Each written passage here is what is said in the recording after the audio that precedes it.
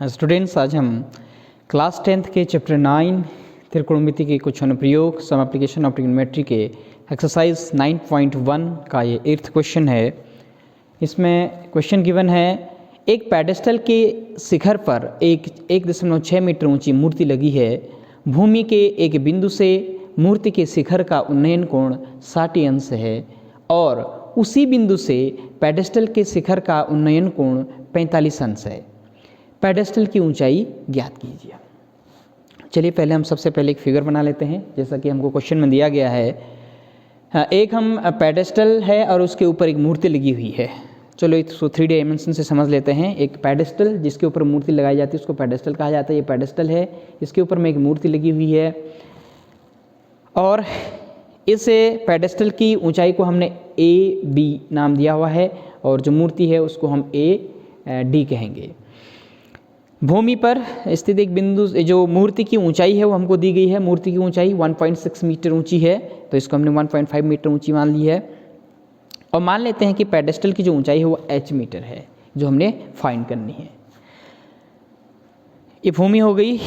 भूमि पर स्थित एक बिंदु से, ध्यान से देखिए आप, भूमि पर एक बिंदु से मूर्ति के शिखर का, ये भूमि पर एक बिंदु C ले लेते हैं। इस C बिंदु से जब हम मूर्ति के शिखर को देखेंगे ये, तो ये उन्नयन कोण बनता है। नीचे से ऊपर देखने पर उन्नयन कोण 60 अंश है, 60 डिग्री है, तो ये हमारा बन जाएगा 60 डिग्री। ये कोण जो बनेगा वो कितना बनेगा, 60 डिग्री का बनेगा यहाँ से मूर्ति के शिखर को देखने पर। दूसरा है उसी बिंदु से, यानी C पॉइंट से ही हम किसको देख रहे हैं, पेडेस्टल के शिखर को। पेडेस्टल का शिखर कहाँ पे है, यहाँ पे है। जब हम इसको देखेंगे ये लाइन गई, इसके शिखर को देखेंगे तो ये कोण बन रहा है कितना, 45 अंश का। तो यहाँ पर बनेगा एंगल कितने का, ये वाला अंदर वाला एंगल 45 डिग्री का। तो ये क्वेश्चन है। आप जब फिगर बनाएंगे बुक में तो ये मूर्ति या पेडेस्टल बनाने की आवश्यकता नहीं है। आप एक सिंपल सी लाइन डाल के भी आप इसको शो कर सकते हैं। ये तो हम आपको समझाने के लिए ड्रॉ किया हुआ है। चलिए तो हम लिखेंगे यहाँ पर, माना AB एक पेडेस्टल है, ये AB एक पेडेस्टल है। उसके शिखर पर एक 1.6 मीटर ऊंची मूर्ति AD लगी हुई है। 1.6 मीटर ऊंची मूर्ति AD लगी हुई है। भूमि पर स्थित बिंदु C से, भूमि पर स्थित एक बिंदु C लिया। शिखर का उन्नयन कोण 60 अंश है। जब हमने इस बिंदु से शिखर को देखा तो ये 60 अंश का कोण बनाती है। और उसी बिंदु से पेडेस्टल, उसी बिंदु यानी C पॉइंट से पेडेस्टल के शिखर का उन्नयन कोण 45 अंश है, ये हमने मान लिया। अब दो राइट एंगल ट्राइंगल बन रहे हैं इसमें, हमको ABC और DBC। तो हम 1 बाय 1 इन दोनों राइट एंगल ट्राइंगल्स को लेंगे और इसको सॉल्व करेंगे। तो देखिए इसमें क्या है, पहले राइट एंगल ट्राइंगल कौन सा लेंगे हम, इसमें हम पहले ले लेते हैं इन द राइट एंगल, माना पेडेस्टल की ऊंचाई हमने अभी बताया आपको AB = S मीटर माना है। तो इन समकोण त्रिभुज ABC में छोटा वाला ट्राइंगल है जो ABC, तो कौन सा एंगल लेंगे इसमें, हम ध्यान से देखिए इसमें एंगल कौन सा आएगा, 45 वाला आएगा, क्योंकि ये लाइन जो है 45 के साथ बनी हुई है। तो tan 45 equal to perpendicular from base, लंब बटे आधार। ये आपको सिंपल हमने दिखाया भी यहाँ पे L/K, लंब बटे आधार या परपेंडिकुलर अपॉन हाइपोटेन्यूस, लंब बटे आधार AB/BC। tan 45 की value 1 equal to AB H, हमने मान की इसकी हाइट AB, H/BC हमको मालूम नहीं है तो BC रहने देंगे।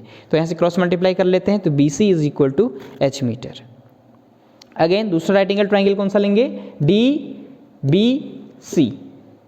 In right angle triangle DBC, इसमें हमें tan 60 डिग्री है। अब यहाँ के लिए कौन सा एंगल आ गया, 60 डिग्री आ गया। और हाइट कितनी आ जाएगी पूरी, लंब DB, लंब बटे आधार BC, DB/BC। tan 60 की वैल्यू √3 इक्वल टू DB। अब ध्यान से देखिए यहाँ पे जो ये DB है ये पूरा का पूरा दो पार्ट्स में डिवाइड हुआ है, AD + AB, मूर्ति और पेडेस्टल को मिला करके, AB और AD को मिला करके। तो हम इस DB की जगह क्या लिखेंगे, AD + AB। इसकी वैल्यू √3, इसको लिख दिया हमने AD + AB और BC को BC रहने देंगे। वैल्यू पुट कर लेते हैं, AD, AB और BC की वैल्यू।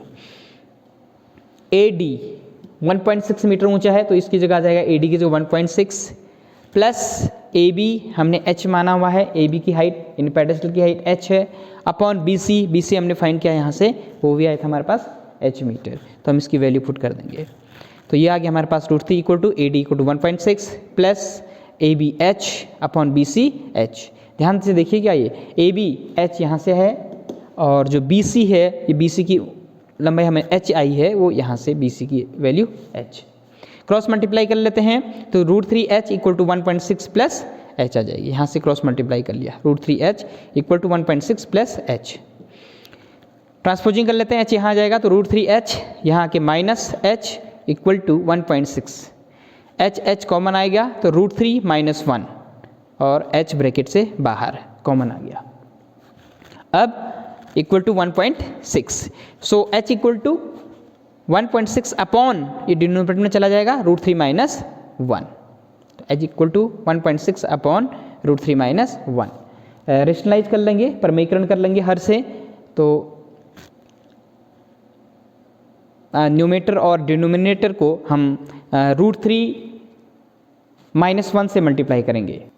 तो हम रेशनलाइज करने के लिए अंश और हर में दोनों को √3 प्लस 1 से मल्टीप्लाई करेंगे, क्योंकि नीचे माइनस है तो प्लस 1 से मल्टीप्लाई कर लेंगे। तो हमारे पास जो वैल्यू आएगी वो आएगी h equal to 1.6 into √3 plus 1 upon √3 minus 1 into √3 plus 1। Sorry, यहाँ पर भी जो आएगा वो प्लस का साइन आएगा, √3 प्लस 1 होगा। हाँ, तो √3 प्लस 1 से ऊपर नीचे हमने मल्टीप्लाई कर लिया है।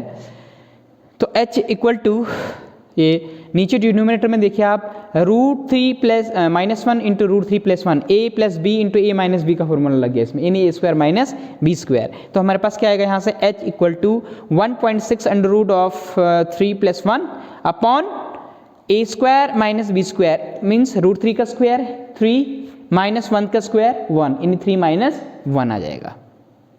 तो हम जानते हैं 3 माइनस 1 कितना होता है 2, तो ये हमारे पास आ जाएगा h equal to 1.6 into √3 plus 1 upon 2 से इसको डिवाइड कर लेते हैं, 2 से 1.6 को तो 0.8, तो ये h equal to 0.8 into under root of 3 plus 1। तो हमें h की वैल्यू, इट मीन्स h कौन था, हाइट ऑफ पेडेस्टल, इस पेडेस्टल की ऊंचाई जो h मानी थी हमने वो आ गई हमारे पास 0.8 इंटू √3 प्लस 1। तो हम कह सकते हैं अतः पेडेस्टल की ऊंचाई 0.8 into under root of 3 plus 1 metre है। सॉल्यूशन बहुत आसान है, दो राइट एंगल ट्राइंगल्स बन रहे हैं, उनमें हमने 1045 एक बार फिर 1060 की वैल्यू रख देनी है और रेशनलाइज किया है। इसको थोड़ा इंपॉर्टेंट है, ये √3 प्लस 1 से ऊपर नीचे मल्टीप्लाई कर लिया हमने, तो ये आसानी से आप इस क्वेश्चन को सॉल्व कर सकते हैं।